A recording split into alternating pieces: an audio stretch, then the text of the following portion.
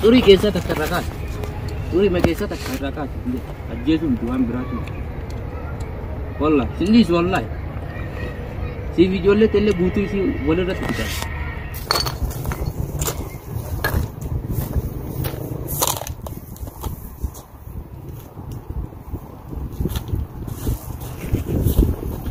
إنهم شهداء ما رجعوا نبار الناس علمتهم في القرآن سناجر. أنت أرتم برتا. يلا قول تعالوا الكاي قدامي. إيه سبعة متي ديبي ها؟ أقولوا هم في الدولة أقولتك في هدو هندن ديتو. أكما باتي كانت أكما باتي كلي كيسا. السلام عليكم ورحمة الله وبركاته. كبجم توتا في دعوتون كنا. مامن نصر الدين مامن نجلا أوله كراكنا دبرسيج نجلا مامن برباج ديما جو أنا نصر الدين نجلا دبرسي كراكنا باسي إيش برباج ديما جراجم بكني فيت. ما قلت أنك أنا كنوا جاركنا تلبو جاركنا دوبا mana birootti jira gaara birootti jira kan duubatti yoo awwaal isaati asiin achi bahee isa barbaachuu deemaa jechuudha gaara kana akkaataan itti bahullee ni magalchini amma achi duuba taree isa kana barbaadu deemu jira jechuudha. Kabajamtootaa fi hordoftoonni xiyyaa kun akkuma agartan qilee kanarraan achi bahee yoo inni as duuba awwaalu ta'e duubatti irraan deebi'u jechuudha barbaacha kiyyaa. لا إله إلا الله يا رب نباسط والله دوبت الرانديب وأكن متي أكن ما اتفاق إلي متي كلي في تكيس أوف يجو إيم ألبا إيمن ديم نين اللي أكن مت ألبا يا رب من وغير قالوا يا رب يا الله يا الله دكيان نمار قولين ما أنت براجي جيرتني وديمني كذا كان عندي موديل دي أصلي نكتة كمان جورة جدّقوا جورا دوبا كنا دبر بعدا جورا لا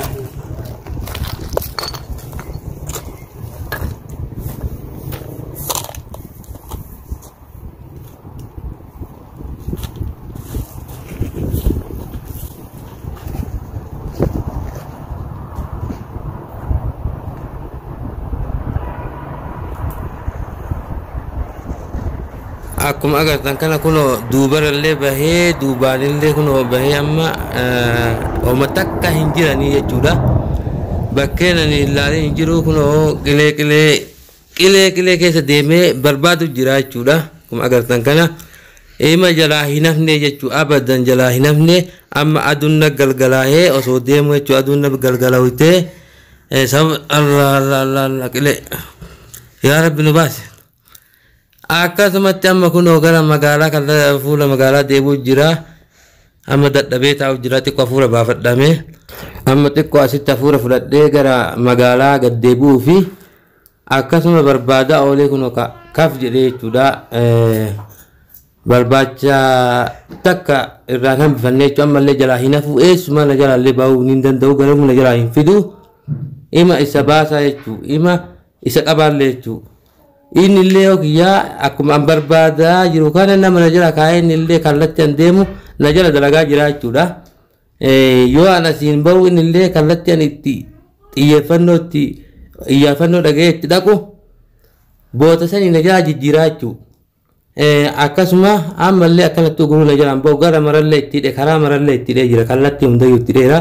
Amma aduun na galgalaa'ee gara magaalaa deebi'uu jira dadhabee jechuudha haganuma viidiyoo isinii maradhee gattaa'e dadhabee taa'ee jechuudha kanaafiyyuu ammallee eessuma na jalaa fiduu hin dandeettu uguruu na jalaa fiddu gara takka hin fidduudhaan wallaahi gara takka fidduudhaan luqqaatuudhaan gara takka fiduu hin dandeettu gara takka na jalaa hin baatu karaa maraatti hidhee jira eessa fiddamee bakka tokko fiddu silaalame.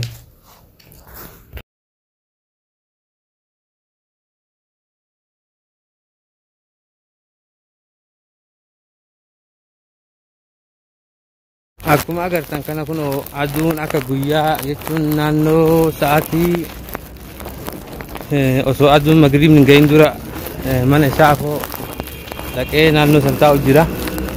Haga ammaa takka hin agarree jechuudha. Haga ammaa takka edana as jaluma bulee asuma jala bulee isa eegee bakka inni gurbaasan kaa'e haga isa kana baasisutti hadda hin galuu jechuudha.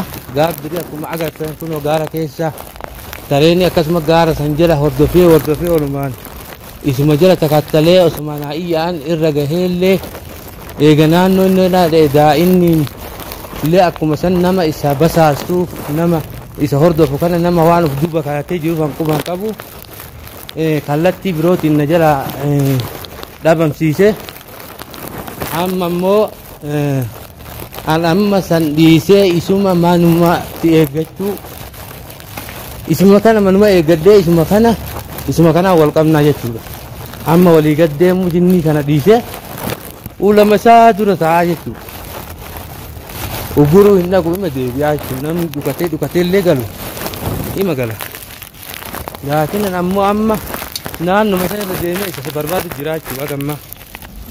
Yoo inni sa'aatii namni hojjaan gale sa'aatii namni hojjaan dhabame hin gala jedhee illee yookiin waan akkasii manarraa ala turu taate dheefa namaatiif ka ta'u taate an ammoo sa'aatii illee hin ifadhu dadhabbii kiyyallee itti dhiisee osoo hifannoo hin ta'in gurbaa kana miidhama isaa kana akka inni isa miine isa baraaruu qabaa jechuudha. Inshallah yoo rabbi jedhe idan hin galuu jechuudha. Ima hin galle idanaa anaa fi Nasraddiin jechuudha. Anaa fi Nasraddiin jechuudha hadda waliin hin okkollu jechuudha. Yoo rabbi jedhee gurbaa kana inni miidhe wallaahi anaa fi Nasraddiin akira jechuudha. Bas akira irraa booda wallaahi anaa fi isaa jechuudha akiraati jechuudha hadda isa akiraati jechuudha.